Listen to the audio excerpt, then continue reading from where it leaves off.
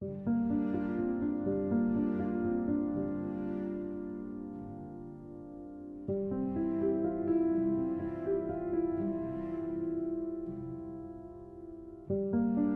par la base. Le personnage de Zoro est très largement inspiré de l'une des plus grandes figures du Japon, également l'un de ses plus grands guerriers, Miyamoto Musashi.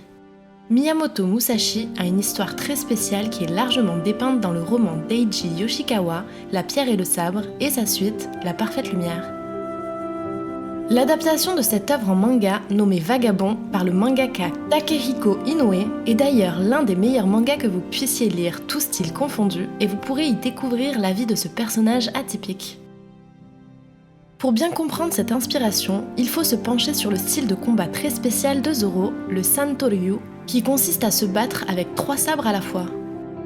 L'exagération est volontaire et rappelle directement Miyamoto Musashi, qui de son côté était le créateur du Niten Ichi-Ryu, qui est le combat à 2 katanas à une époque où tous les samouraïs se battaient avec seulement un katana à la fois.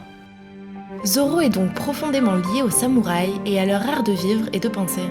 Cet art, nommé le Bushido, était un code de vie très strict basé non seulement sur l'honneur, le courage, mais encore plus sur la mort. On dit souvent que le Bushido est avant tout l'art de mourir, puisque les samouraïs ne cherchaient en aucun cas à craindre ou à éviter la mort. Pour eux, l'objectif n'était pas d'avoir la vie la plus longue et heureuse possible, ils aspiraient avant tout à avoir une mort honorable et c'était bien plus important que tout le reste. C'est un premier indice qui pourrait nous rapprocher d'une potentielle mort pour Zoro, puisqu'une mort héroïque et honorable pourrait être une destinée particulièrement gratifiante pour ce personnage, peut-être bien plus qu'atteindre simplement son rêve et vieillir.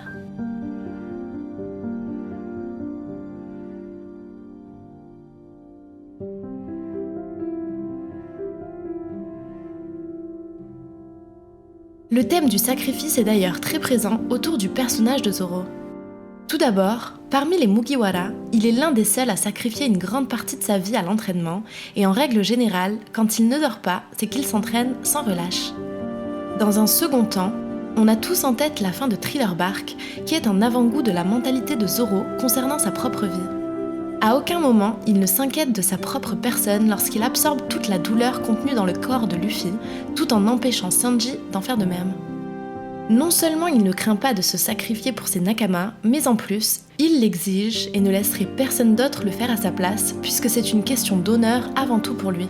On n'oubliera pas cette fameuse phrase dans laquelle il explique que la douleur de ses nakamas est sa douleur.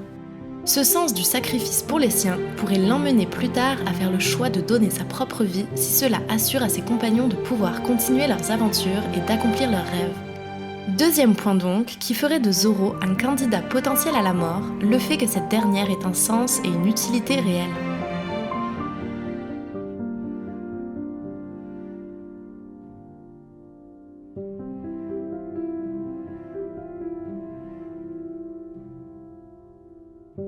Parmi les sabres que possède Zoro, il y en a un qui est très problématique pour son avenir, le Sandai Kitetsu. Les Kitetsu sont une série de lames maudites forgées par Kitetsu lui-même, un forgeron de katana dont les capacités étaient légendaires. Ces lames ont la particularité de contenir l'âme d'un démon et d'être maudites, mais surtout, elles choisissent elles-mêmes leur porteur et les manier n'est pas du tout à la portée de tous. La moins puissante d'entre elles se nomme Sandai Kitetsu, qui fait partie des Wasamono, les 50 lames les plus réputées et est actuellement possédée par Zoro. Juste au-dessus, on trouve Nidai Kitetsu, qui est quant à elle une O-Wasamono, c'est-à-dire l'une des 21 lames les plus réputées, et on vient tout juste de la voir lors de l'arc Wano manié par Luffy lui-même. Et la dernière, la Shodai Kitatsu, n'a jamais été aperçue dans le manga mais fait partie des 12 lames légendaires de One Piece. Revenons-en à Sandai Kitetsu, Zoro l'a récupérée sur Locktown auprès d'un vendeur de katana qui refusait catégoriquement de lui vendre. D'après ses dires, les Kitetsu sont des lames qui maudissent leurs porteurs et tous les guerriers qui les ont portés ont connu une mort terrible et inéluctable. Ce pacte avec ce sabre et la malédiction des Kitetsu pourraient donc condamner Zoro à une mort certaine. En tout cas, le thème de la mort est une fois de plus présent autour de lui. Avec l'apparition de Nidai Kitetsu sur Wano, peut-être que Zoro sera amené à manier 2 sabres maudits à la fois, ce qui aggravera sa malédiction, et dans le futur, s'il trouve le Shodai Kitetsu, on pourrait avoir un Zoro maniant 3 sabres maudits, ce qui pourrait marquer le début de sa fin. Et rappelons-le, Zoro est le seul à posséder une technique à 3 sabres, ce qui fait de lui le seul épéiste connu à pouvoir manier 3 sabres maudits à la fois.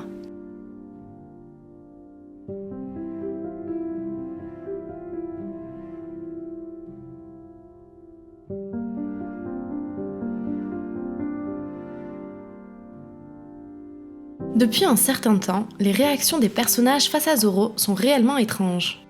Beaucoup d'entre eux, parfois doués de acquis de l'observation, décrivent sa présence non pas comme celle d'un humain, mais comme celle d'une bête sauvage assoiffée de sang. Cela pourrait signifier que depuis son pacte, une partie de Zoro n'est plus humaine et que son pacte avec les démons le prive d'une partie de son humanité.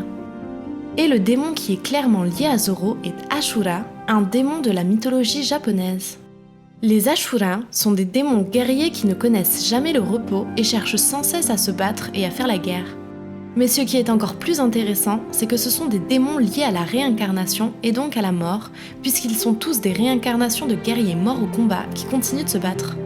Parmi les différents royaumes dans lesquels ils se réincarnent, on retrouve le Jigokudo, voie des enfers, le Gakido, voie des Onis affamés, l'Ashurado, voie des Onis belliqueux, le Ningendo, voie des hommes, le Tenjokai, monde céleste, mais surtout le Shikushodo, voie des bêtes sauvages enragées. Une appellation qui rappelle fortement la description de Zoro par ceux qui le croisent. On a d'ailleurs pu voir la matérialisation de son Ashura au cours de pas mal de passages où l'on voit clairement le démon qui est en Zoro. Et comme on le sait, les pactes avec les démons ont un prix, qui est souvent la vie et l'âme de celui qui pactise. Beaucoup théorisent sur l'œil de Zoro, qui pourrait être l'un des dommages collatéraux de ce pacte, et j'irai plus loin en disant que lors de sa rencontre avec le cadavre du légendaire Yuma sur Thriller Bark, ce dernier possède un bandeau qui cache son œil. Peut-être lui aussi était-il un samouraï légendaire ayant manié l'une des lames maudites et ayant fini par connaître une mort certaine. Tout cela est à vérifier, mais une chose est certaine, le pacte de Zoro avec le monde démoniaque et son utilisation de l'âme maudite aura forcément des conséquences néfastes sur sa vie, voire pire.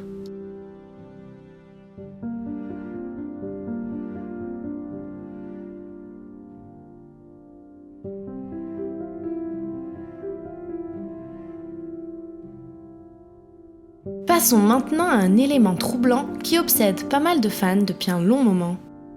Un color spread, dessiné par Oda, montre les Mugiwara faire un pique-nique dans un cimetière.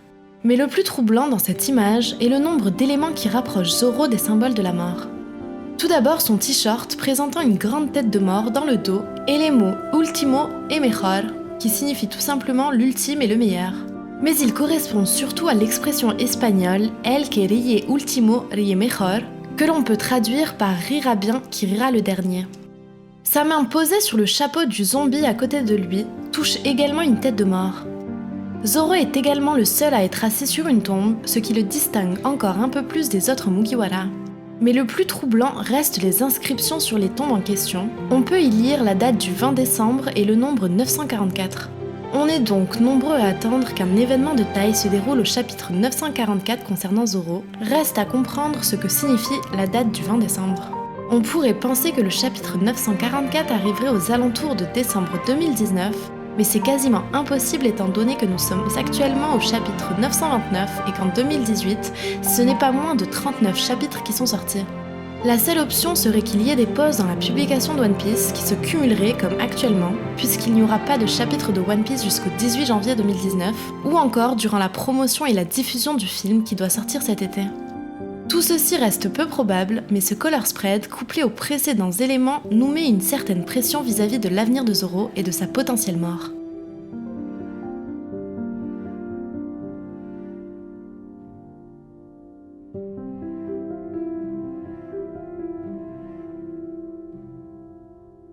Et si l'on réfléchit, la route de Luffy vers le statut de roi des pirates est encore longue et sera semée d'embûches plus que jamais auparavant. En termes de développement, Luffy a subi toute une série d'épreuves jusque-là, avec entre autres la séparation de l'équipage durant 2 ans et la mort de son frère Ace lors de la bataille de Marineford. Il est certain qu'Eiichiro Oda réserve d'autres épreuves à Luffy et parmi elles, la perte définitive et la mort d'un Nakama pourraient être vraiment intéressantes et mettre un grand coup de massue dans sa détermination et ses convictions. Il pourrait d'ailleurs en ressortir beaucoup plus fort qu'il ne l'est actuellement. Et parmi les Mugiwara, je pense que celui dont on est tous globalement prêts à accepter la mort héroïque est Zoro. Robin, Nami et Chopper sont quasiment éliminés d'office, Sanji a un rêve à atteindre qui n'a rien à voir avec le combat, Jinbei vient tout juste d'arriver dans l'équipage, Brook est déjà mort, et sa mort n'aurait donc aucun impact, Franky a encore un but précis loin des combats, bref, Zoro semble le plus à même pour une mort au combat.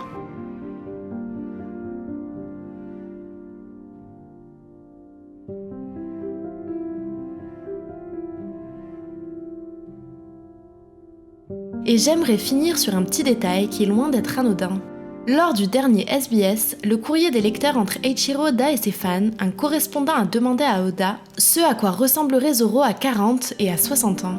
Oda s'est exécuté et a dessiné différentes versions de Zoro à ces âges-là, mais le plus intéressant réside dans le commentaire qu'il a fait en plus des dessins.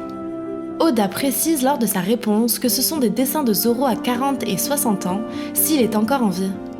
Cette déclaration a choqué pas mal de monde car cela indique clairement qu'Oda projette la possibilité que Zoro ne vive pas longtemps et qu'il connaisse peut-être une mort avant la fin de One Piece. Tous les éléments dont on a parlé dans cette vidéo feraient donc de Zoro le candidat idéal pour une mort lors des aventures des Mugiwara. Et honnêtement, même si cela me paraît encore tôt, je pense qu'on ne devrait pas sous-estimer Oda et croire que nous sommes à l'abri de voir les Mugiwara repartir de Wano en fin d'arc sans Zoro. Cela ferait de cet arc qu'Oda a de dessiner depuis 20 ans le plus marquant de toute l'histoire de One Piece. Mais c'est encore beaucoup trop tôt pour le dire. On arrive à la fin de cette vidéo, j'espère qu'elle vous aura plu et dites-moi en commentaire si vous croyez ou non à une mort de Zoro avant la fin de One Piece. Si vous souhaitez nous soutenir, n'hésitez pas à vous abonner en activant les notifications et à liker et partager cette vidéo. Merci d'avoir partagé ce moment avec moi et je vous donne rendez-vous très vite pour de nouvelles aventures. D'ici là, portez-vous bien. À bientôt sur All Blue Channel.